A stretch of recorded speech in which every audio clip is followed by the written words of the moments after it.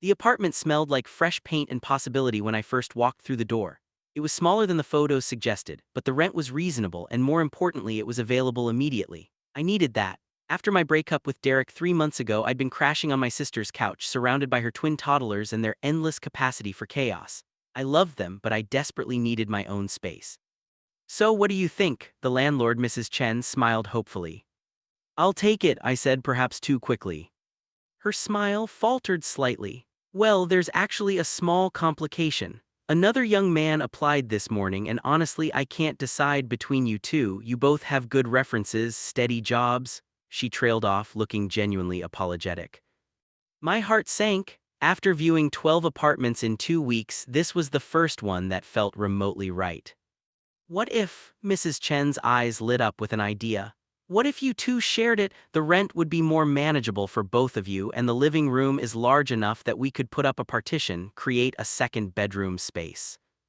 Share an apartment with a complete stranger? Every logical part of my brain screamed no. But the part of me that was exhausted, that was tired of being a burden on my sister, that just wanted to move forward with my life, heard itself saying, I'd be willing to meet him at least. That's how I found myself in a coffee shop 2 hours later, sitting across from Ethan Cooper. He arrived exactly on time, which I appreciated. Punctuality suggested reliability, and if I was going to live with someone, reliability mattered. He was tall, probably 6'2" to my 5'10", with dark hair that looked like he'd run his hands through it a few times too many. His eyes were an unusual shade of gray-green, and they studied me with the same cautious assessment I was giving him. "So," he said, wrapping his hands around his coffee cup, "this is weird, right?" I laughed, tension breaking. "Incredibly weird. I'm Jake, by the way, Jake Martinez." "Ethan Cooper, nice to officially meet you." He had a nice smile, warm but reserved. "Mrs. Chen told me you're a graphic designer." "Yeah, freelance mostly, some contract work. I work from home a lot, so I should mention that up front. If you need complete quiet, this might not work." "I'm a high school English teacher," he said. "I'll be gone most days, lots of evening grading. I'm pretty quiet, honestly, maybe too quiet according to my ex." The mention of an ex hung in the air for a moment. I found myself wondering but didn't ask. There'd be time for those conversations later if we decided to do this. We talked for an hour. He was easy to talk to, thoughtful in his responses. He asked about my design work with genuine interest, and I learned he was passionate about getting his students to actually enjoy reading, which seemed like an uphill battle these days. He had a younger brother he was close to, parents who'd retired to Florida. He liked cooking but hated cleaning up afterward. He ran every morning, rain or shine. He was allergic to cats but fine with dogs. "I should probably mention," I said, deciding honesty was the best policy, "I'm gay, if that's going to be an issue." "It's not," he said simply, his eyes steady on mine. "I'm bi, actually, and my ex, I mentioned he was a he." Something relaxed in my chest. "Okay, good. I mean, not good that you have an ex, just, you know what I mean." He smiled. "I do." By the time we left the coffee shop, we'd agreed to try it. 1-year lease, split everything 50-50, and a promise to communicate if anything wasn't working. We shook hands in the parking lot, and I noticed his grip was firm and warm. "See you on move-in day, roommate," he said. "See you then." The first month was an adjustment period, full of small discoveries and minor negotiations. Ethan was, as advertised, quiet. He'd come home from school usually around 4:30 and disappear into his partitioned bedroom space to grade papers or prepare lessons. He emerged for dinner, which he often cooked, surprising me with his skills. The man could make a simple chicken breast taste like something from a restaurant. "My mom insisted all her kids learn to cook," he explained one evening as I helped him chop vegetables. "She said she wasn't raising children who'd live on takeout." Smart woman, my mom tried, but I was a hopeless case. I can make about 3 things well, and 2 of them are breakfast. "Then you're on breakfast duty," he decided. "I'll handle dinners when I can, you do morning meals. Fair." More than fair. We fell into routines. I learned he was grumpy before his morning run and cheerful after. He learned I was useless before coffee and came alive around 10 p.m. when I did my best work. We learned to navigate the single bathroom, developed an unspoken schedule. We learned that he liked the apartment cold and I liked it warm, so we compromised on a temperature that left us both mildly uncomfortable but willing to live with it. The apartment itself transformed. The partition Mrs. Chen installed actually worked well, giving us each a sense of privacy. I set up my design workspace in my area, covering one wall with inspiration boards and color swatches. Ethan's space remained mysteriously closed off for the first 2 weeks until one evening he invited me to see it. "It's not much," he said, seeming almost nervous. His room was lined with bookshelves packed with everything from classic literature to modern fantasy series. A reading chair sat in the corner by a lamp, a blanket draped over its arm. It was cozy and intimate, a perfect reflection of the quiet moments I'd observed in him. "It's really nice," I said honestly, "very you." "Yeah," he looked pleased. "Definitely." The living room became our shared space, neutral territory that slowly filled with pieces of both of us. My colorful throw pillows mixed with his practical furniture. His sound system, surprisingly high-end, played everything from classical music during his grading sessions to the indie rock I preferred while I worked. We got a used couch together, spending a hilarious afternoon trying to maneuver it up the apartment stairs, laughing so hard we could barely lift it. "This is ridiculous," Ethan gasped, red-faced and grinning. "We're ridiculous," I agreed. "Why didn't we hire movers?" "Because we're young and allegedly capable." Allegedly being the key word. We made it eventually, collapsing onto our new couch in exhausted triumph, both of us laughing like idiots. "We need a celebration dinner," Ethan declared. "I'll make pasta. I'll attempt a salad that won't poison us." "That's the spirit." That night, sharing pasta and cheap wine at our tiny kitchen table, I realized I was happy. Genuinely happy in a way I hadn't been since before Derek, maybe even before that. The apartment felt like home, and Ethan felt like more than just a roommate. He felt like a friend. It started innocently enough. I'd been working late on a project, a rebranding job for a local business that was taking longer than expected. Around 1 a.m., I emerged from my room to get water and found Ethan on the couch, reading by lamplight. "Can't sleep?" I asked, filling a glass. "School stress," he admitted. "Parent-teacher conferences tomorrow, and there's one I'm dreading." "Want to talk about it?" He hesitated, then patted the couch beside him. I settled in, leaving a respectful distance between us. He told me about a student, bright but struggling, and parents who didn't seem to understand their kids' needs. He talked about the frustration of wanting to help but feeling constrained by system limitations. I listened, offering occasional comments, and watched how animated he became when he talked about teaching. His eyes lit up. His hands moved expressively. This wasn't just a job to him, it was a calling. "Sorry," he said eventually, "I'm rambling." "Don't apologize, it's clear you care about your students, they're lucky to have you." He looked at me, something soft in his expression. "Thanks, Jake, that actually helps." "Anytime." But I didn't move to go back to my room, and neither did he. Instead, we started talking about other things. I told him about the complications of freelance work, the feast or famine cycle, the clients who wanted champagne designs on beer budgets. He laughed at my stories, and I found myself playing them up, enjoying the sound of his laughter. "What about your ex?" he asked eventually, carefully. "The one you mentioned when we first met. Are you okay after that?" I considered the question. I am now. At the time, it felt like my world was ending. We'd been together for 2 years, and I really thought he was it, but looking back, I think I was more in love with the idea of us than the reality. We wanted different things. He wanted to travel constantly, be spontaneous. I needed stability, routine. Neither of us was wrong, we just weren't right for each other. Ethan nodded slowly. "My ex Marcus wanted me to be someone I'm not, more outgoing, more social. He'd drag me to parties and get frustrated when I didn't enjoy them. Toward the end, he said I was boring." He said this last part quietly, like the words still stung. "You're not boring," I said immediately, with more heat than I'd intended. "You're thoughtful and interesting and passionate about things that matter." Marcus was an idiot. Ethan's lips quirked up. "You don't even know him." "Don't need to. Anyone who made you feel bad about who you are isn't worth knowing." We looked at each other, and something passed between us, some moment of recognition and understanding. Then Ethan cleared his throat, glancing at the clock. "It's almost 2, we should probably sleep." "Yeah," I agreed, though I was reluctant to end the conversation. "Same time tomorrow?" he asked with a small smile, "if you're up late working." "It's a date," I said, then immediately felt my face heat. "I mean, not a date, just. "I know," he said, but his smile had widened. "Good night, Jake." "Good night, Ethan." The late-night conversations became a regular thing. Not every night, but several times a week, we'd find ourselves on that couch talking until the early morning hours. We discussed everything: childhood memories, embarrassing moments, dreams for the future, fears we rarely shared with others. I learned that Ethan had wanted to be a writer before becoming a teacher, that he still had notebooks full of story ideas he'd never pursued. I told him about my secret dream of illustrating children's books, something I'd never had the courage to try professionally. "You should," he encouraged. "You're talented enough. Maybe someday." "Why not now?" It was a good question, one I didn't have a great answer for. One night, about 4 months into living together, I made the mistake of watching a horror movie while Ethan was out with his brother. I'd always been embarrassingly easy to scare, but I thought I could handle it. I was wrong.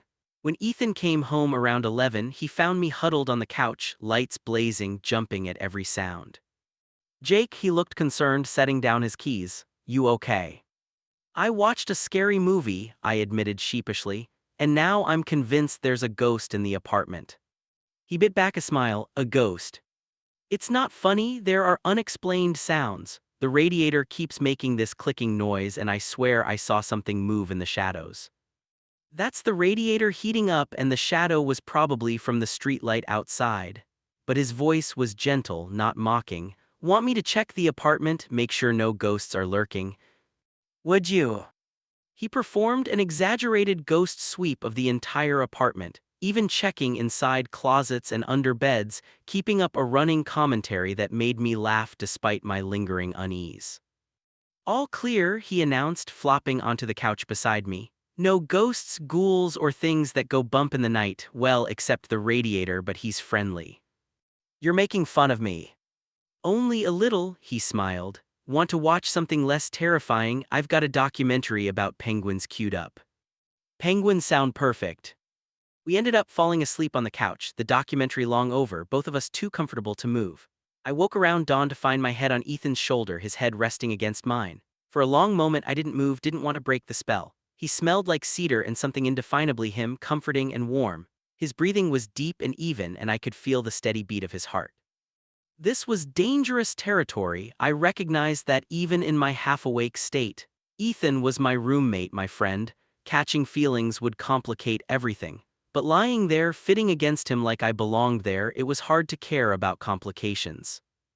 Eventually, he stirred, and I quickly pretended to just be waking up myself. We separated with mumbled apologies and awkward stretches, neither of us acknowledging how nice it had been. But something had shifted. I felt it in the way my heart picked up speed when I heard his key in the door, in the way I found myself listening for his laugh, in the way I started caring more about what I wore around the apartment, how my hair looked. I was in trouble. I tried to ignore it. I threw myself into work, took on extra projects, anything to keep my mind occupied. But Ethan was everywhere: in the kitchen making coffee, on the couch grading papers, humming off-key in the shower. The apartment suddenly felt smaller, charged with an energy I didn't know how to handle. "You've been distant," Ethan said one evening, catching me as I tried to retreat to my room after a quick dinner. "Did I do something wrong?" "No, no, of course not. I'm just busy, work stuff."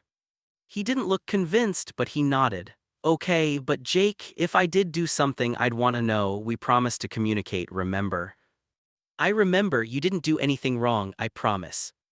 The hurt look on his face made me feel terrible, but what could I say? "Sorry, I'm developing feelings for you and don't know how to handle it." That would go over well.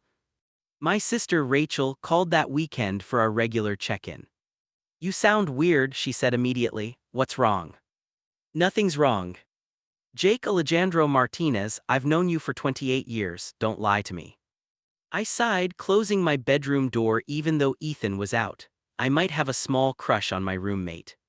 "The teacher, Ethan." "Yeah. The one you've been talking about nonstop for the past 4 months." "I don't talk about him nonstop." "Jake, last time we talked you spent 15 minutes describing how he makes his famous lasagna. Before that, it was a 10-minute story about him helping a struggling student. The time before." Okay, I get it." Rachel's voice softened. "Honey, this doesn't sound like a small crush. Have you told him?" "Are you insane? Tell him and ruin our whole living situation? No way, I'll just get over it." You can't logic your way out of feelings. Watch me. But Rachel was right, I couldn't think my way out of this. The more I tried to suppress my feelings, the more intense they became. Every smile Ethan gave me felt significant. Every accidental touch sent electricity through my system. When he walked around in just sweatpants and a t-shirt, hair still damp from his morning run, it took all my willpower not to stare. The worst part was the nighttime. Our late-night conversations had practically stopped since I'd been avoiding him. I missed them desperately. I missed the easy intimacy, the way we could talk about anything. I missed feeling close to him. One night, unable to sleep, I emerged for water around 2 a.m. Ethan was in the living room again, but this time he wasn't reading. He was just sitting in the dark, staring at nothing. Ethan, I approached carefully. You okay? He looked up, and even in the dim light from the street, I could see the sadness in his expression. Can I ask you something? Of course. Did I lose you somehow, as a friend? The question hit me like a physical blow. What? No, why would you think that? You've been avoiding me for 2 weeks, you barely talk to me anymore. If I did something to upset you, please just tell me. This, he gestured helplessly between us, this is worse than knowing. I sat down heavily, guilt crushing me. You didn't do anything wrong, I swear, Ethan, I've just been dealing with some stuff. What stuff? Maybe I can help. You can't, I said quietly, not with this. We sat in silence for a long moment, then Ethan spoke, his voice barely above a whisper. I miss you, I miss talking to you, I miss my friend. Something in me cracked, I miss you too so much. Then why are you pulling away? Because I'm falling for you, because every day it gets harder to pretend I'm not, because I'm terrified of losing what we have. But I couldn't say any of that. Instead I said, I'm sorry, I'll do better, I promise. He searched my face in the darkness. You don't have to tell me everything, I just need to know we're okay. We're okay, I assured him, even though it was only partially true. He nodded, some tension releasing from his shoulders. Good, because honestly this has been the best year I've had in a long time, and most of that is because of you. I'd hate to lose that. My heart stuttered. Best year. By far. He paused, seeming to choose his words carefully. You're important to me, Jake. You're important to me too, I managed, my voice rough. We stayed up talking after that, falling back into our old rhythm. But now every word felt weighted with things unsaid, every smile loaded with possibility. When we finally said goodnight around 4 a.m., I lay in my bed, staring at the ceiling, Ethan's words echoing in my mind. You're important to me. I was so completely screwed. The breaking point came in late spring on a night that started ordinarily enough. Ethan had been dealing with a difficult week at school, budget cuts threatening his literature program, administrative pressure to teach to the test, students who were stressed and acting out. He'd been quieter than usual, the sparkle gone from his eyes. Friday evening, he came home looking defeated. He barely managed a hello before retreating to his room. I heard him in there, moving around restlessly, and my heart ached for him. Around 8, I made a decision. I knocked softly. Ethan, I'm making dinner, your favorite, that pasta thing with the pesto you taught me. Silence. Then, I'm not really hungry. Well, I'm making it anyway. If you change your mind, it'll be ready in 30 minutes. I cooked, maybe putting more care into it than necessary, wanting to get it right. When it was done, I prepared 2 plates and settled at the kitchen table. 15 minutes later, Ethan emerged looking sheepish. It smells really good, he admitted. Said eat. He did, and after a few bites, some of the tension left his shoulders. This is really good, Jake. When did you get so good at cooking? I had a good teacher. We ate in comfortable silence for a while, then he started talking. It all came pouring out, his frustration with the system, his fear that he wasn't making a real difference, his exhaustion from fighting battles he seemed destined to lose. I listened, letting him vent, offering comfort when I could. I'm sorry, he said eventually, I shouldn't dump all this on you. Are you kidding? That's what friends do, that's what we do. He smiled weakly. What we do, huh? Yeah, we take care of each other. Something flickered in his expression there and gone too quickly to identify. Thank you, seriously, I don't know what I'd do without you. Lucky for you, you don't have to find out. After dinner, I suggested a movie. Nothing heavy, something fun, maybe stupid, we could both use the distraction. We ended up with a ridiculous action comedy, the kind where physics didn't matter and the good guys always won. We mocked the plot holes, quoted the terrible dialogue, and laughed until our sides hurt. Somewhere during the movie, the distance between us on the couch disappeared. By the time the credits rolled, we were pressed together, his arm along the back of the couch, my leg against his. "Feel better?" I asked. "Much better." He turned to look at me, and suddenly I was aware of how close we were. His face was inches from mine, those gray-green eyes intense in the flickering TV light. "You're really good at that." "At what?" "Making things better, making me feel less alone." My heart pounded. "You're not alone, you have me." "Do I?" The question was soft, loaded with meaning I couldn't quite parse. "Of course you do, Ethan, you're my best friend." Something flashed across his face, disappointment, but it was gone so quickly I might have imagined it. "Yeah, friends." He pulled away slightly and the loss of warmth felt acute. I'd said something wrong, but I didn't know what. "I should get some sleep," he said, standing. "Big day tomorrow, my brother's coming to visit, remember?" "Right, yeah, good night." "Good night, Jake." I watched him go, frustration and confusion warring inside me. That moment on the couch, had I imagined the charge in the air, the way he'd looked at me like he was trying to tell me something. Ethan's brother Sean arrived the next afternoon.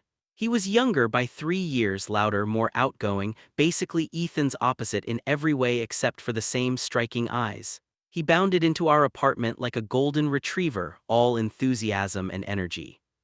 "So you're the famous Jake," he pulled me into an unexpected hug. "Ethan talks about you constantly, Jake this, Jake that. I was starting to think you were made up." "Sean," Ethan said, a warning note in his voice. "What? It's true," Sean grinned, completely unrepentant. "He said you were cool, but he didn't mention you were hot, holding out on me, big brother." I felt my face heat up while Ethan looked mortified. "Sean, seriously." "I'm just being honest," Sean threw an arm around my shoulders. "So, Jake, you seeing anyone because I know this guy?" "No," I said quickly, "not seeing anyone and not really looking, but thanks."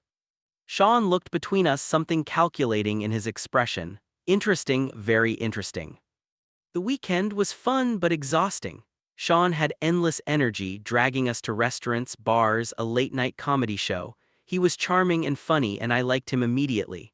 But I also noticed how much attention he paid me, compliments that bordered on flirting, casual touches, meaningful looks. At first I thought I was imagining it, but by Sunday afternoon it was undeniable. We were at a park, throwing a frisbee around, and Sean had maneuvered things so he and I were partners against Ethan. "We make a good team," he said, standing close enough that our arms brushed. "I guess we do. Maybe we should hang out sometime, without my brother. I could show you around downtown, hit some of the better clubs." "Oh, I'm not really a club person." "Then we'll do something else, coffee, dinner, I'm flexible." I glanced at Ethan, who was standing several feet away, ostensibly checking his phone but clearly listening. His jaw was tight, his posture rigid. "That's really nice, Sean, but I don't think." "Think about it," Sean interrupted, flashing his winning smile. "No pressure, Ethan has my number if you want it." That evening, after Sean left, the apartment felt too quiet.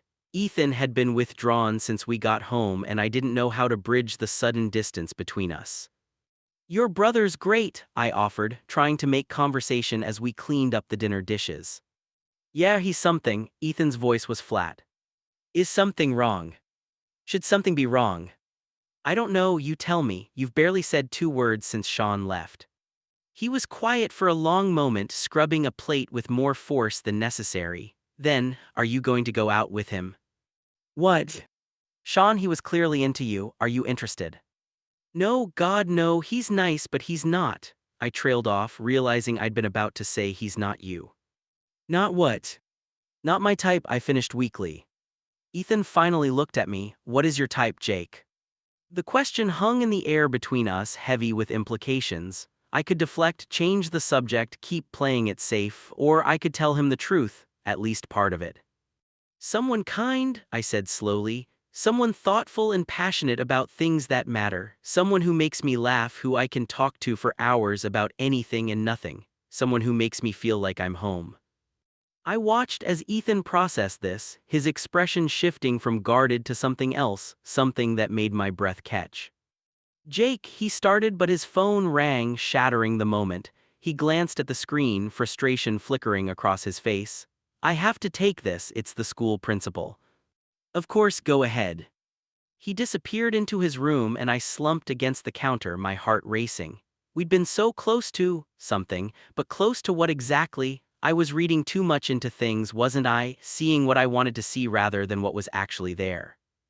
After that night, something changed again. The tension between us became impossible to ignore. Every interaction felt loaded, every glance held too long. We were circling something, both of us too afraid to name it. I caught him staring at me sometimes when he thought I wasn't looking. I know he caught me doing the same. We found excuses to be close, passing in the narrow kitchen, reaching for the same thing, sitting closer than necessary on the couch. But neither of us made a move, both held back by fear of ruining what we had. Then came the night that changed everything. It was a Wednesday, unremarkable in every way. I'd been working on a particularly challenging project, hunched over my laptop for hours. Around 10, Ethan knocked on my partition. You need to take a break, he announced. You've been working since lunch. Almost done. That's what you said 2 hours ago. He walked in, gently closing my laptop despite my protest. Come on, I made your favorite tea and there's leftover pie from the bakery. I let him pull me to the living room, too tired to argue. We settled into our usual spots on the couch, tea and pie on the coffee table, neither of us actually reaching for them. You work too hard, Ethan said softly. Says the man who brings home gratting every night. That's different. How? I don't know, it just is, he smiled. You get this crease here when you're concentrating too hard. He reached out, his finger gently touching the space between my eyebrows, and the simple touch sent electricity through me. I should have pulled back. Instead, I leaned into the touch just slightly. His hand lingered, then moved to tuck a strand of hair behind my ear. The gesture was so tender, so intimate that I stopped breathing. Ethan, I whispered. I can't do this anymore, he said, his voice rough. I can't keep pretending. Pretending what? That I don't want this, that I don't want you. Time seemed to stop. I stared at him, sure I'd misheard, but his expression was open, vulnerable, showing me everything he'd been hiding. You what?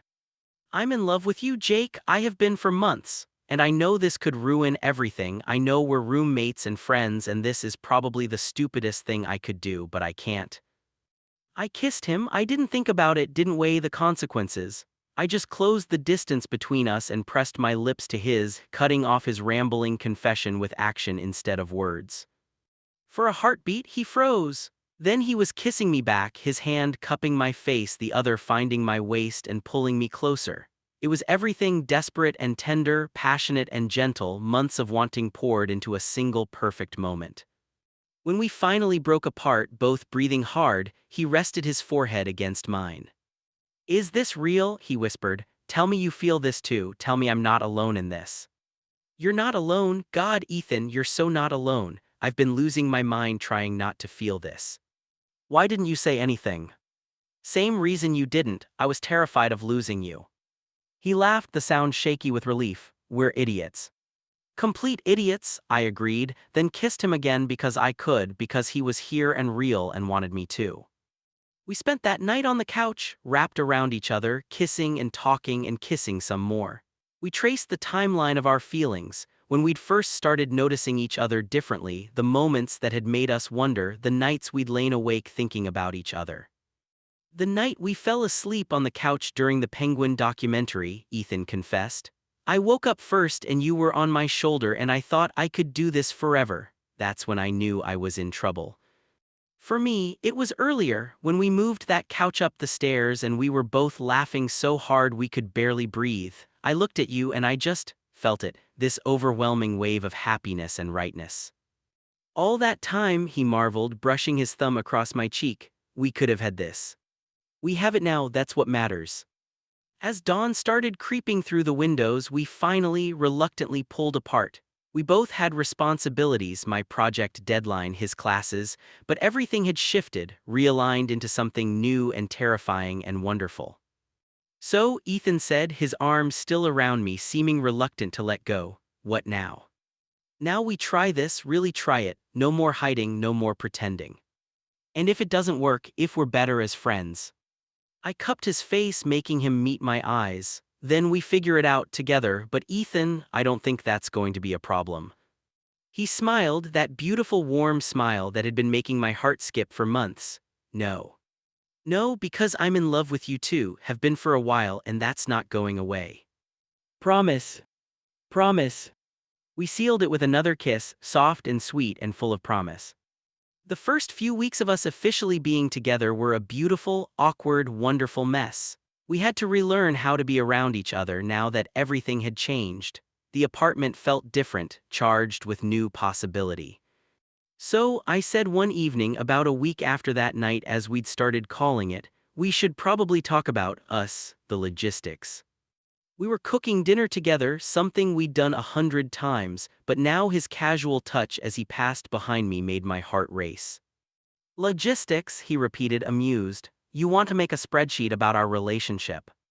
I'm serious, we still live together, we're still roommates, we probably need ground rules or something. He set down the knife he'd been using, turning to face me fully. Okay, let's talk, what are you worried about? What if we fight? What if we need space? What if one of us wants to date but we're living in each other's pockets? Jake, he took my hands, breathe, we'll figure it out as we go, but for the record, I don't want space from you and I definitely don't want to date anyone else. Really? Really? Really, you're it for me, have been for a while. My chest felt tight with emotion, you're it for me too. We decided to take things one day at a time. Some nights he stayed in his room, some nights in mine. We maintained our independence while exploring this new intimacy. Our late-night conversations continued, but now they were punctuated with kisses and comfortable silences where we just held each other.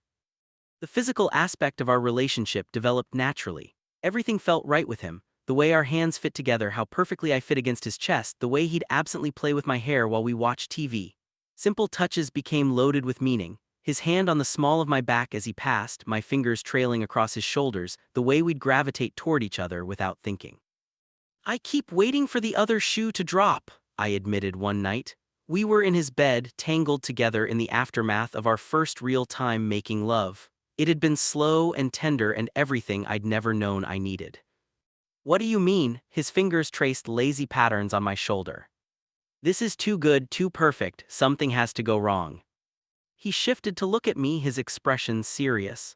Jake, I need you to hear this, I'm not Derek, I'm not going to wake up one day and decide this isn't what I want, I chose you, I choose you, every day that's my choice. Tears stung my eyes, I choose you too, I don't want to mess this up. Then we won't, we'll communicate, we'll be honest and we'll work through whatever comes, together. Together, I echoed and he kissed me soft and reassuring. The first real test came when Ethan suggested we visit his parents for a weekend. They'd retired to Florida and he hadn't seen them in months. They know about me, he said carefully. About me being bi, I mean, but I haven't told them about us yet. I wanted to see how you felt about it first. What do I feel about it? I considered. I want to meet them and I want them to know about us, but only if you're ready for that. I'm ready, more than ready. I want them to know you, Jake. You're not a secret I want to keep. We flew down 2 weeks later. I was nervous, playing with my phone the entire flight until Ethan gently took my hand. They're going to love you, he promised. How can you be sure? Because I love you and they'll see why. It was the first time either of us had said it so directly without qualifiers. I love you, 3 simple words that changed everything. I love you too, I whispered back, not caring that we were on a crowded plane. His parents' house was warm and welcoming, just like them. His mother, Patricia, pulled me into a hug before I'd even made it fully through the door. Jake, it's so wonderful to finally meet you. Ethan has told us so much about you. All good things, I hope. Better than good, his father, Richard, said with a knowing smile. Our son is clearly smitten. Ethan turned red. Dad. What? It's true, you haven't stopped talking about Jake since you moved in together. The weekend was revelatory. I saw where Ethan got his quiet thoughtfulness from his father, who listened more than he spoke but always had something meaningful to contribute. His humor came from his mother, who had a quick wit and a talent for gentle teasing. Over dinner the first night, Patricia asked about our relationship directly. So, are you two together, romantically? Ethan reached for my hand under the table. Yeah, Mom, we are. How long? About a month officially, but it's been building for a while. She smiled, her eyes warm. I'm happy for you both, you seem good together. You're okay with it? I asked, unable to help myself. It's not weird that we're roommates too. Why would it be weird? Richard asked. You like each other, you respect each other, you make each other happy, that's what matters. Plus, Patricia added with a mischievous grin, you're already past the getting to know each other phase, you know his bad habits, he knows yours, and you still want to be together. That's actually pretty smart. Later, as Ethan and I walked on the beach behind their house, he pulled me close. Thank you, he said. For what? For being you, for making this easy, my parents adore you. The feeling is mutual, your mom is amazing, she showed me your baby pictures. He groaned, she didn't. She absolutely did, you were a cute kid. Worry. I laughed, kissing him, you're a cute adult too, devastatingly handsome actually. Just devastatingly. Catastrophically, apocalyptically, unbelievably. He cut me off with a kiss, both of us smiling against each other's lips. Meeting my family was more complicated. My parents were traditional, religious, and while they'd eventually accepted that I was gay, there'd been a difficult adjustment period. My sister Rachel was my champion, but the rest of my family remained somewhat distant. We don't have to do this if you're not ready, Ethan assured me as we drove to my parents' house for Sunday dinner. I want them to know you, I want them to see how happy I am. And if they don't accept us, I squeezed his hand, then that's their loss, but I hope they'll come around. My mother answered the door, her smile warm but cautious. Me, Joe, it's good to see you, and you must be Ethan. Mrs. Martinez, it's a pleasure to meet you, Ethan shook her hand respectfully. Please call me Carmen. My father was less welcoming, his handshake perfunctory, his expression guarded. Rachel, thank God, more than made up for it, pulling Ethan into a hug and immediately launching into embarrassing stories about my childhood. Dinner was tense. My parents were polite but distant, answering Ethan's attempts at conversation with short responses. I felt myself getting defensive, ready to leave early if this continued. Then Ethan started talking about his teaching, about a student who'd been struggling with reading comprehension. He described his approach, his patience, his genuine care for his students' success. My mother, who'd been a teacher before retiring, leaned forward with interest. That's a wonderful technique, she said. Not enough teachers take the time to find out what motivates each individual student. I learned from the best, Ethan replied. My mother taught middle school English for 30 years. She always said that behind every struggling student is an untapped strength, you just have to find it. They spent the next 20 minutes discussing teaching philosophy. My father, surprisingly, joined in, sharing memories of his own favorite teachers. By dessert, the ice had thawed considerably. As we were leaving, my mother pulled me aside. He's a good man, Jake, I can see that. He is, Mom, the best. And he makes you happy. So happy, happier than I've ever been. She nodded slowly, then hugged me tight. Then that's what matters. I'm sorry if I made you feel unwelcome in your own home. That was wrong of me. Thank you, Mama. In the car, Ethan let out a long breath. That was intense. You were amazing. My mom actually smiled at you by the end. Your dad still looked like he wanted to interrogate me. That's just his face, trust me, if he really didn't like you, you'd know. Oh good, I only have to worry about mild disapproval instead of outright hatred. I laughed, the tension of the evening dissolving. Welcome to the Martinez family experience, it gets easier, I promise. Worth it, he said simply, taking my hand. You're worth any amount of awkward family dinners. Not everything was perfect, of course. We had our first real fight 3 months into our relationship. It started small, I'd used the last of the milk and forgotten to add it to the shopping list. Ethan mentioned it, I got defensive, and suddenly we were arguing about things that had nothing to do with milk. You always do this, I said, knowing even as the words left my mouth that they were unfair. You get passive-aggressive instead of just telling me what's bothering you. I'm not being passive-aggressive, I literally just asked you to remember to add things to the list. It's not about the list, Ethan. You've been short with me all week. Because you've been working until 3 a.m. every night, I barely see you anymore. There it was, the real issue. I have deadlines, you know that. I do know that, but you also have a boyfriend who misses you, who goes to bed alone every night and wakes up to find you already at your computer. So what, you want me to just ignore my work? Not everyone has a 9 to 5 schedule like you. His face closed off and I immediately knew I'd crossed a line. Wow, okay. Ethan, I didn't mean. No, you're right, my job is so easy and convenient. It's not like I bring work home or stress about my students or spend my own money on classroom supplies. He stood, grabbing his keys. I need some air. Where are you going? For a run, I'll be back later. The apartment felt empty without him. I paced, replayed the conversation, felt sick about the things I'd said. An hour later, when he returned, I was waiting. I'm sorry, I said before he could speak. What I said about your job was completely out of line. You work incredibly hard and I know your schedule isn't easy. I was being defensive and taking my stress out on you. He was quiet for a moment, then sighed. I'm sorry too, I shouldn't have criticized your work habits. I know you're dealing with a lot right now. I miss you, I miss us. I miss us too. I've been so focused on work that I've been neglecting what matters most. We stood there, the air between us still heavy, but no longer hostile. I don't want to fight like this, Ethan said softly. I don't want us to be the kind of couple that throws things at each other and storms out. Me neither, so let's make a deal. When we're upset, we talk about it. Actually talk, not bottle it up until it explodes. And we both make time for us, even during busy periods. Especially during busy periods.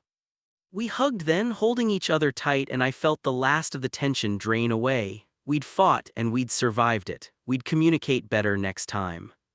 6 months into our relationship, I got sick. It started as a cough, nothing serious, but it quickly worsened. Within a week, I had a high fever and could barely get out of bed. Ethan took a few days off work to take care of me, forcing fluids and medication, monitoring my temperature with worry creasing his forehead. You should go to the doctor, he said for the 5th time.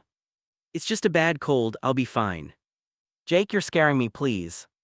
The genuine fear in his voice made me agree. The doctor diagnosed me with pneumonia, prescribed antibiotics, and warned me to rest completely. You're lucky, she said. Another few days and you might have ended up hospitalized. Ethan drove me home in silence, his hands tight on the steering wheel. I'm okay, I said softly. You're not okay, you have pneumonia, you could have. He didn't finish the sentence. Back in the apartment, he helped me to bed, tucking blankets around me with careful hands. Ethan, talk to me, what's going on in your head?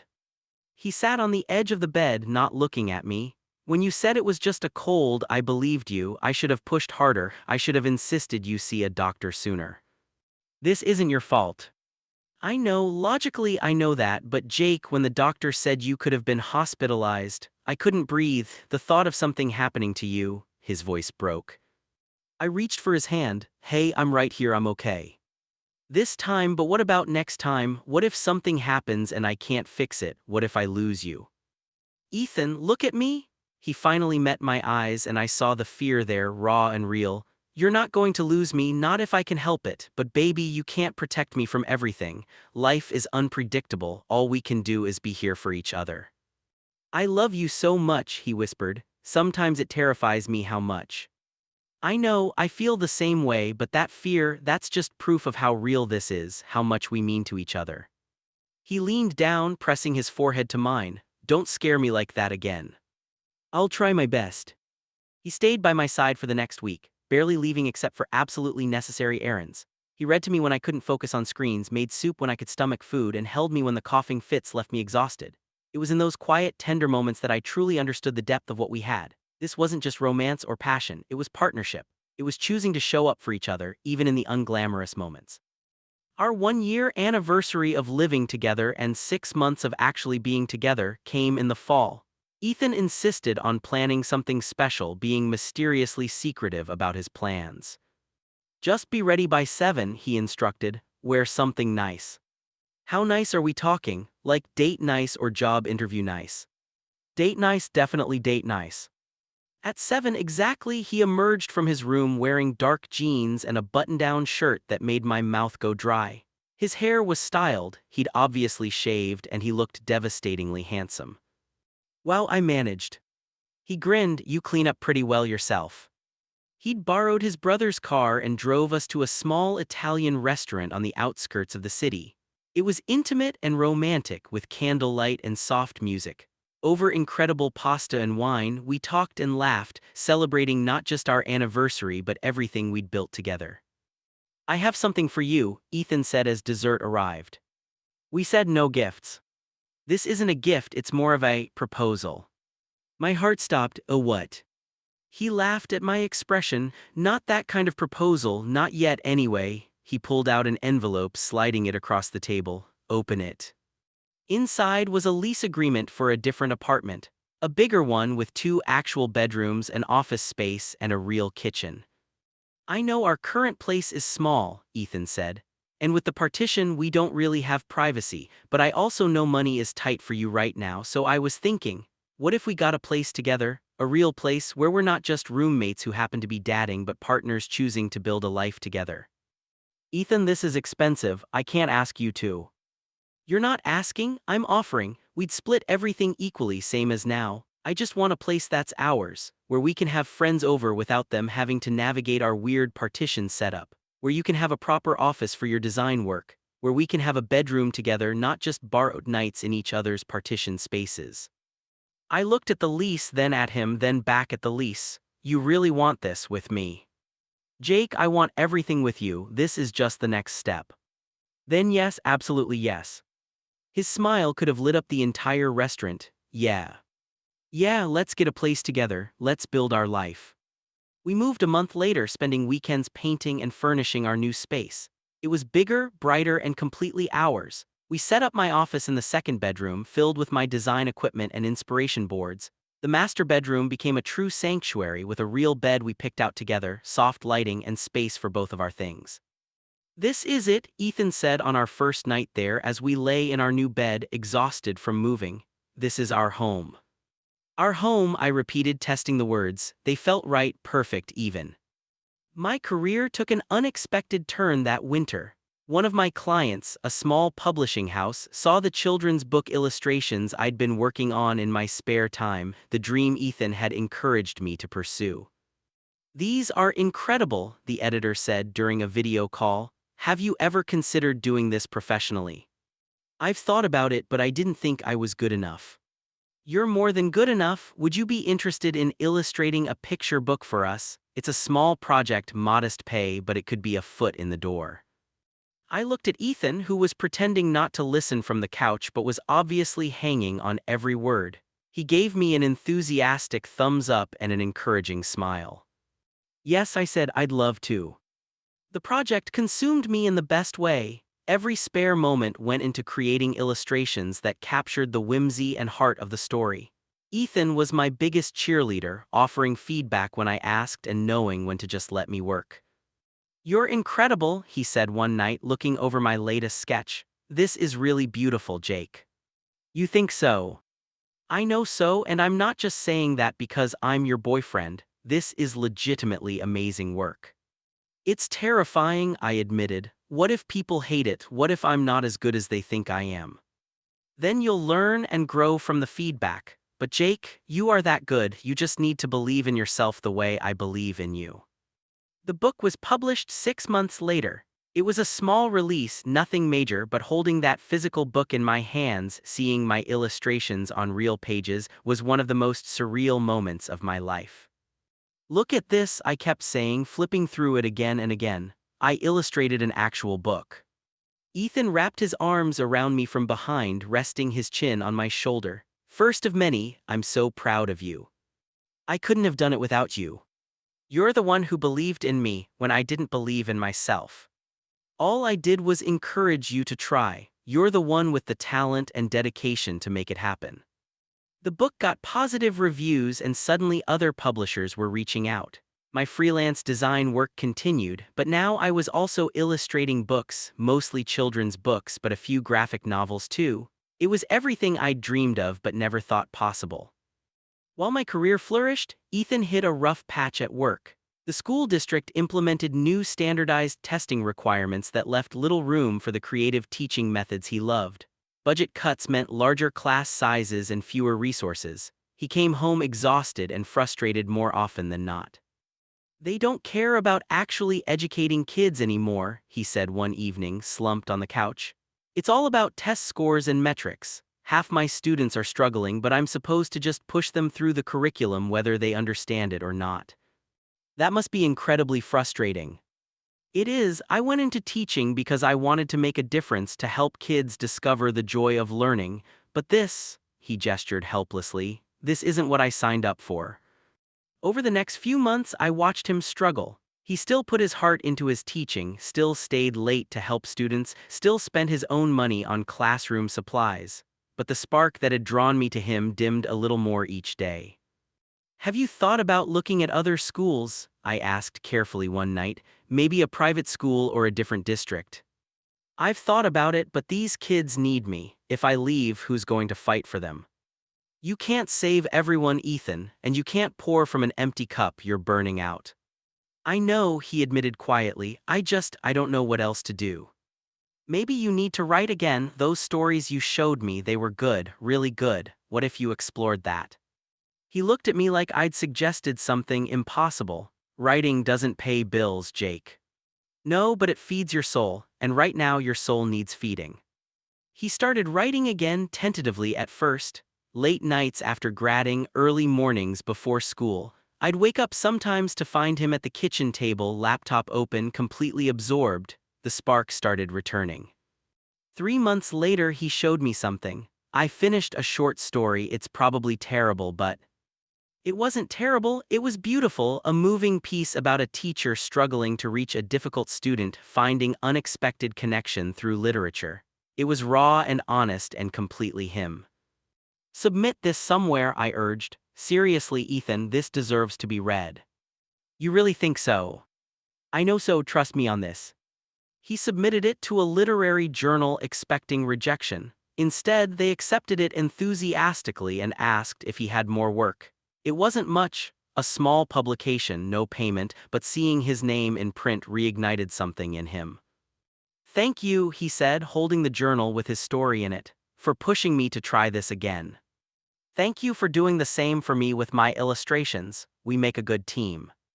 "The best team," he agreed, pulling me close. 2 years into our relationship, on a quiet Sunday morning, Ethan woke me with kisses. "Morning," I mumbled, still half asleep. "Good morning, I have a question for you."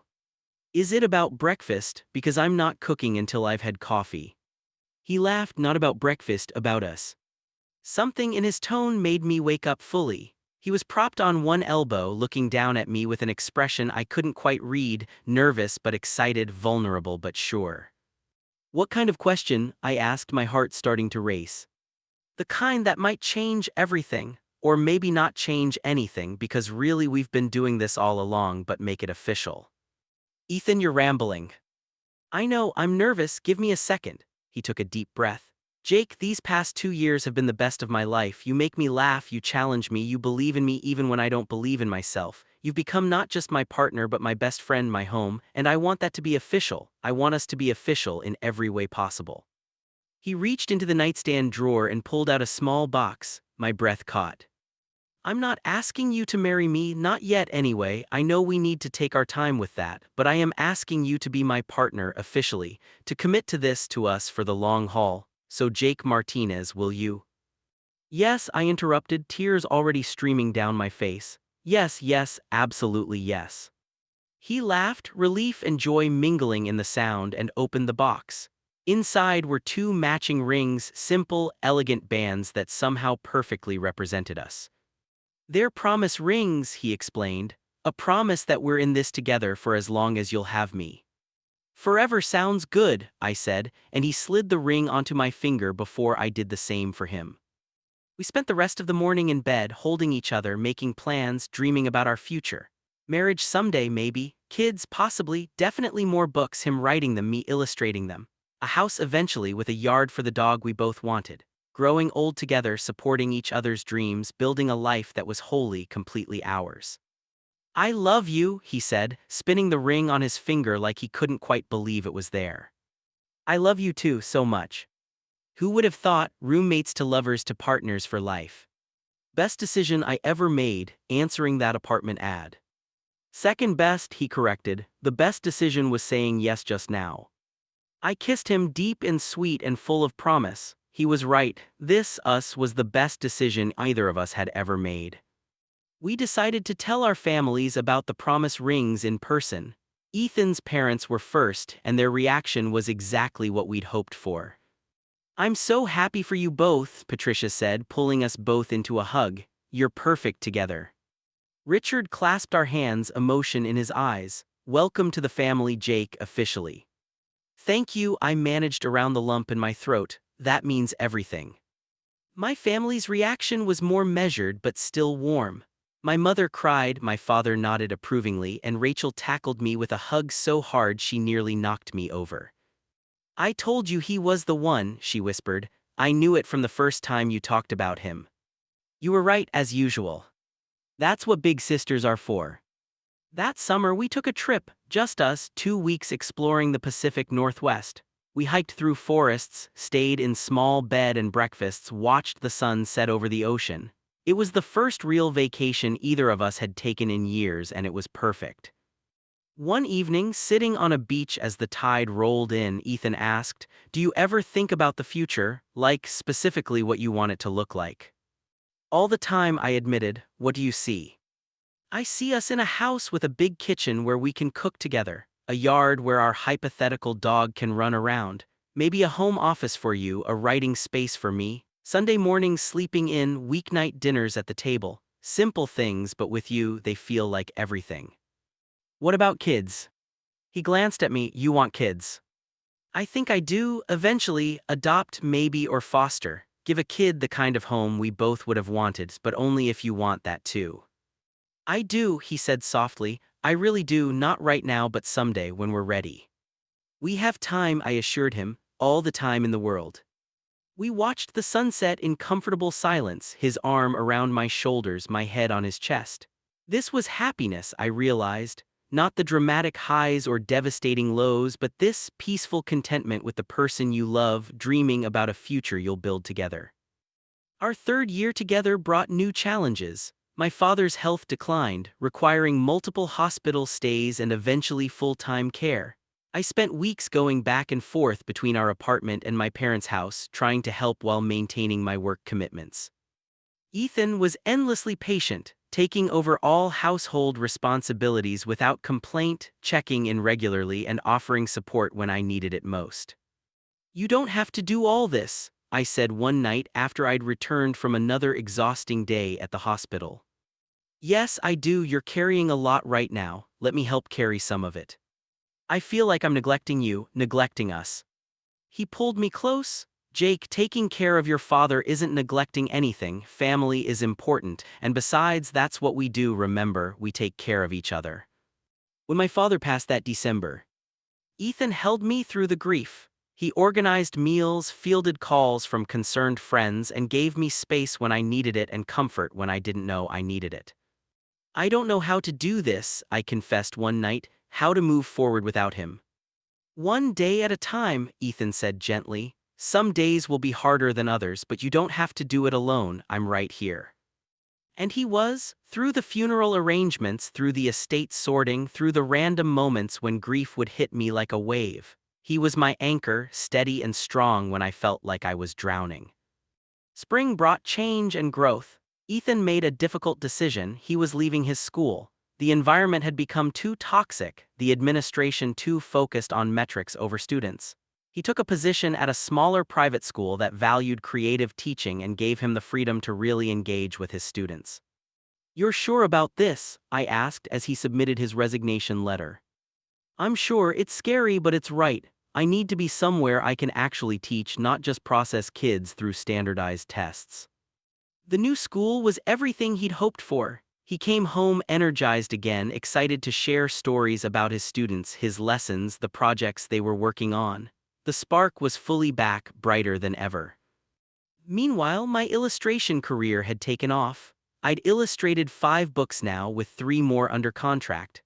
Publishers were reaching out and I'd even been approached about starting my own children's book series. "This is wild," I said, looking at the contract offer. "My own series, they want me to both write and illustrate it." "You should do it," Ethan encouraged. "You're ready for this." "What if I'm not? What if I can't write the way you can?" "You won't write like me, you'll write like you, and that's exactly what this series needs." I signed the contract. The series was about 2 adventurous cats navigating new experiences together, a thinly veiled metaphor for Ethan and me, though I didn't tell the publishers that. Writing and illustrating it became my passion project, something I poured my heart into. When the first book was published, Ethan threw me a surprise party. All our friends and family came, and seeing my book on display, reading it aloud to my nieces, watching Ethan's proud smile, it was overwhelming in the best way. "You did it," he said later that night, just us in our apartment. "You're a published author and illustrator, how does it feel?" "Like I'm dreaming, like any minute I'll wake up and this will all have been fantasy." "It's real, you made it real, I'm so proud of you, Jake. Couldn't have done it without you believing in me." "Yes, you could have, but I'm glad I got to be here for it." 4 years into our relationship, on the anniversary of the night we first kissed, Ethan planned something special. He told me to pack a bag for the weekend and wouldn't reveal anything else. We drove to the coast to a small cabin he'd rented overlooking the ocean. It was secluded and peaceful, just us and the sound of waves. "This is beautiful," I said, looking out at the view. "Wait until sunset, that's when it gets really spectacular." We spent the day relaxing, reading, talking, simply being together. As the sun started its descent, Ethan took my hand. "Walk with me." We walked along the beach, the sand cool beneath our feet, the sky turning shades of orange and pink. When we reached a secluded spot, Ethan stopped. "Jake, do you remember that first night we really talked in the coffee shop? Of course, you ordered a complicated coffee drink and were worried you came across as pretentious." He laughed. "I had no idea then that you'd become everything to me, my best friend, my partner, my home. These 4 years have been the greatest of my life and I want thousands more just like them." He got down on one knee, pulling out a small box, and my heart stopped. "Jake Martinez, will you marry me? Will you let me be yours and be mine, officially and completely, for the rest of our lives?" "Yes," I said through tears. "God, yes, absolutely yes." The ring was perfect. A simple band with a single stone, elegant and timeless. He slid it onto my finger, then stood and pulled me into a kiss as the sun set behind us, painting the sky in brilliant colors. "I love you so much," he said against my lips. "I love you too, so much." We stood there on that beach, holding each other as the world turned golden around us, and I thought about everything that had led to this moment. A random apartment listing, a chance meeting, late-night conversations that turned into more, all the small moments and big decisions that had brought us here to this perfect instant. "When should we do it?" I asked. "Get married." "Whenever you want, tomorrow, next year, I don't care, as long as it ends with you as my husband." "Husband," I repeated, testing the word. I like the sound of that. "Me too." 5 years later. The house we bought is perfect, not big or fancy, but ours. It has the kitchen Ethan dreamed of, the office space I need, and a yard where our dog, Scout, runs around like he owns the place. The walls are covered with photos, our wedding day, vacations we've taken, family gatherings. My children's book series is on its 8th installment and doing well enough that I can focus on it full time. Ethan finished his first novel, a moving story about found family and second chances, and it's making the rounds with agents. We're both living our dreams while supporting each other's. "Ready?" Ethan calls from downstairs. I look at myself in the mirror one more time. We're hosting our families for dinner tonight, celebrating 2 pieces of news we're ready to share. I head downstairs to find Ethan in the kitchen, Scout at his feet hopping for scraps. "How do I look?" I ask. He turns and his expression softens with love. "Even after all these years, that look still makes my heart skip. Perfect, you look perfect." The doorbell rings and soon our house is full of noise and laughter. My mother helps Ethan in the kitchen while my sister's kids chase Scout around the yard.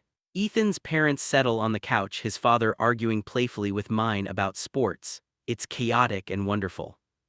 Over dinner, as conversations overlap and wine flows, Ethan catches my eye. I nod. "We have some news," he announces, and the table quiets. "Two pieces of news, actually."